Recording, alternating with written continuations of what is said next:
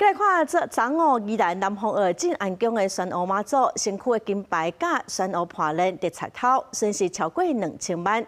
地方叫监视器查到嫌犯驶的车，嘛伫台北甲台中掠到2个嫌犯，碰见的物件嘛拢已经找倒来咯。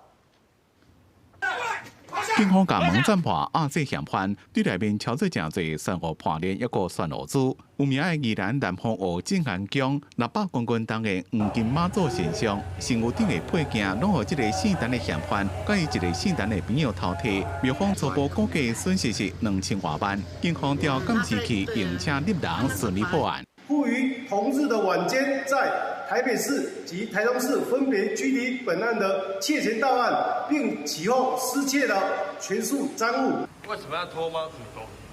问讲为什么要偷摕，嫌犯拢唔讲话。警方表示，主谋姓陈的嫌犯之前投资黄金外汇了，欠人钱，就摕厝基底啊。为了要将厝缩大，才找另外一个姓陈的嫌犯，替伫咧外口过，一直去偷摕。 警方依照加重窃盗罪，甲2个人上班。除了咱所有咱伫英国古早常常讲，丫头三笑有心莲。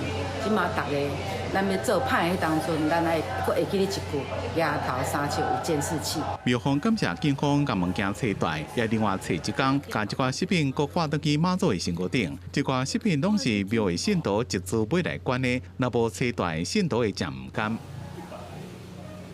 警方破案了，也来静安宫参拜，感谢妈祖保庇。庙方也讲会保强庙内的保全系统，避免搁着贼偷。记者综合报道。